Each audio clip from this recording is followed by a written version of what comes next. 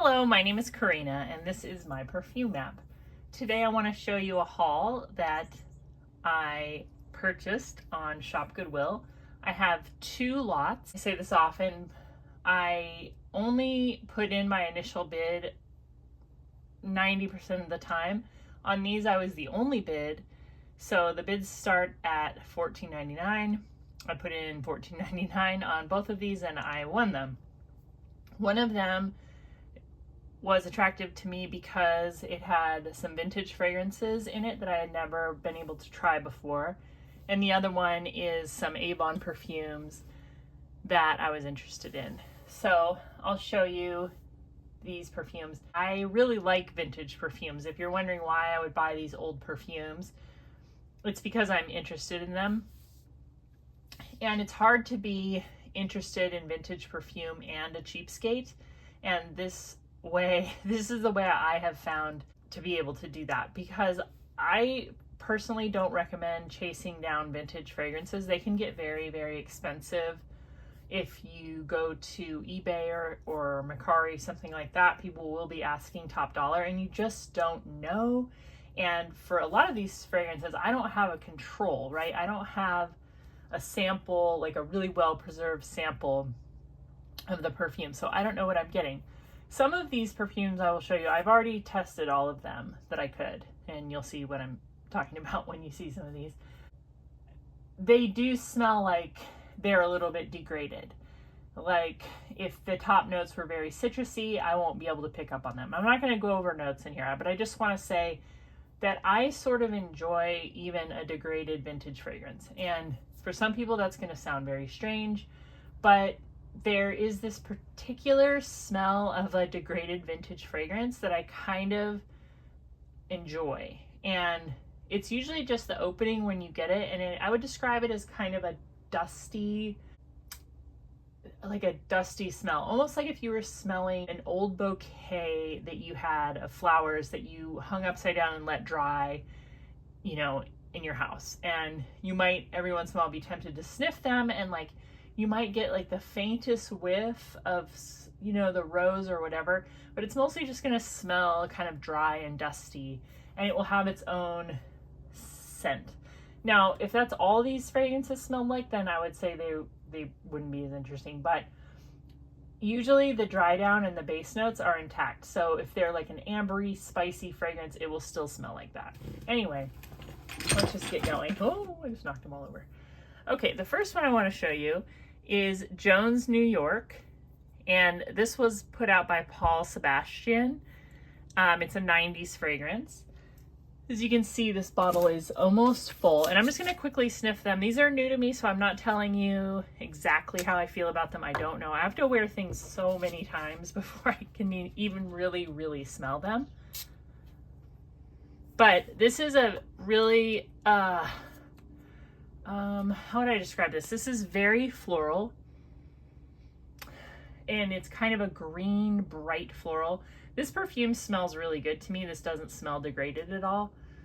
It just smells like a lot of florals. Like, I'm pretty sure this is a 90s perfume, but it kind of has that 80s big floral scent. And this is right away, this is a like for me. So I'm definitely going to wear this and see how I like it. And I think you can still get this one sort of reasonably priced, if I remember correctly looking on eBay. That's not the case for all of these. All right, the next one I'll show you is a vintage bottle of Boucheron. Now, I have the Boucheron Fleurs. I think it's called Fleur. Maybe Fleurs. And that was created by, one of the perfumers is Quentin Biche. That's why I bought it, as kind of a cheap perfume made by a very popular perfumer. And that one is very modern floral smelling. This does not smell modern floral at all. This smells like vintage, white florals, amber musk. Just on first wear, I like this, and I'm gonna sound very ageist right now, but I remember, this smells to me what I thought old lady perfume smelled like when I was a teenager. Like, if I had a boss, I would associate this perfume with like my 50-year-old boss, like when I was a teenager, if that makes sense. It's got this particular musky, ambery floral scent that I distinctly remember in the 80s and 90s and thinking like, oh, that's not like a teenager perfume. But so far I have enjoyed trying it out. The next thing I have, this is kind of a win and a loss. Keep in mind, I paid $14.99 for all of these, okay? This is a Vintage Obsession. Now, I have a couple of Vintage Obsessions, and one of the telltale signs of a vintage bottle is this colored cap. The caps on the newer bottles are kind of translucent, and this very 80s kitchen appliance brown is a vintage bottle. But this one is extra cool because I think this is an original bottle. Like, this is a cologne spray. The spray is in the cap. So I think this is about as vintage as you can get with Obsession. And so I'm pretty excited to have that. The bummer is this. Yeah, it's broken. So I cannot get the juice out. Like I said, I have 2 other bottles of Vintage Obsession, so I'm not that tempted to crack into this one. I think I'm just going to think about it for a while and see if there's a way I can kind of like prime it to get going, because I have had perfumes start spraying after I try to spray them like 100 times, seriously. So I still have hope for this, but either way, I'm excited to have kind of like an OG bottle of Obsession. And I think that's what it is. You can tell me if I'm wrong. I know you will. All right, the next one I have is kind of a mystery. So here's the bottle.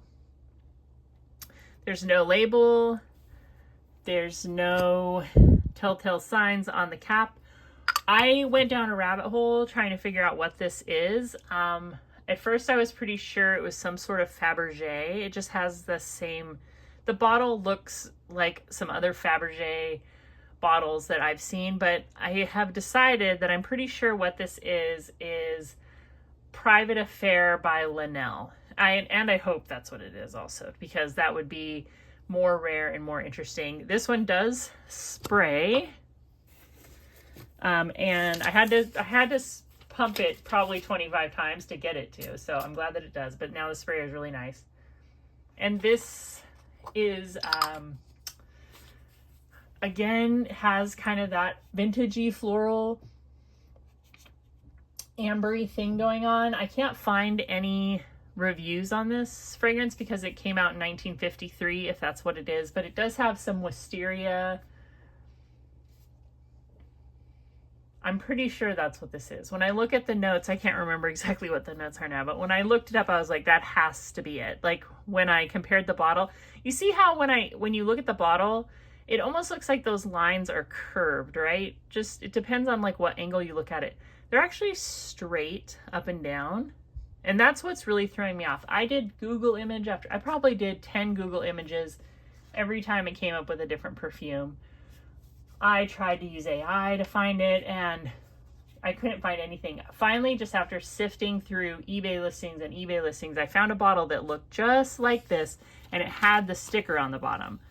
A round sticker that would fit right in there that said Private Label by Linnell. So I think that's what it is. If you think it's something else, please leave it in the comments, because I don't have to be right. I just want to know what it is. So you will not be insulting me. The next one I have is KL. This is Karl Lagerfeld. This perfume goes for big money on eBay. If you have a full bottle, you could get $200 for it. This is an almost empty bottle. Maybe there's 10 mLs in there. 10 mLs still go for, like, if you had a 10 ml splash, some people are trying to sell those for $100. This had no cap. It's clearly, I don't know if it leaked or if it's just that the sprayer kind of drips. But the top notes on this are definitely toast. It was very citrusy in the top. The sprayer's not great. It does kind of like drip. But in the dry down, this smells very, very similar to me to Opium by YSL. And I wore it for a little while and I thought, oh, this smells just like opium. Then I went on to Fragrantica to see that that's pretty much what everybody else thinks it smells like too, vintage opium. A lot of people said this smells like a mix, if cinnabar and opium had a baby. I've never smelled cinnabar, I don't think. But it's a gorgeous, spicy amber. I could see why people still want it. If you still want this though, I would totally recommend that you just buy the modern version of opium. The modern version of opium is better than people say it is. I don't agree that it's like a shadow of its former self. The thing that's different about the new one is it smells more like the dry down right away. You don't have this like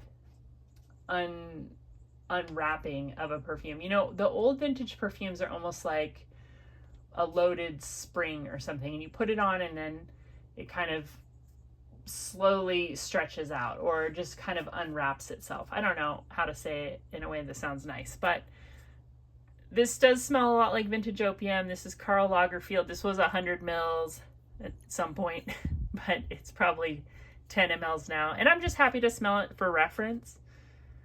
And yes, I will put these on skin. I have put a lot of them on skin. And it's all good. This is Royal Secret. It says so on the bottle, on the bottom. Royal Secret by, oh boy, let's see if I can read this. Spray Concentrate, Royal Secret. Oh, I forget. I looked this up. But again, this is vintage perfume. This is really dark, woody, ambery, spicy. I'm sure there's some top notes missing. I don't have a cap, but I really like it. It has a very pretty, soft, powdery dry down. It does kind of smell like Youth Dew. It's similar to Youth Dew, but Royal Secret. Then I have this one. I don't think this is vintage, but the bottle looks like it's been through it. This is called Foreign Model. Foreign Model. And I was able to find some stuff on this perfume. I don't think that this is a perfume that was ever expensive. You can see it looks like it has this weird cap like this. And it looks like somebody sprayed it or it leaked, and then the bottle does not look good. As far as what it smells like, it's a very sweet, it's very sweet. Oh yeah, the sprayer is trash. I do not think this is a nice perfume. If it's your favorite perfume and I'm saying that, I don't mean anything by that. It's just what I think.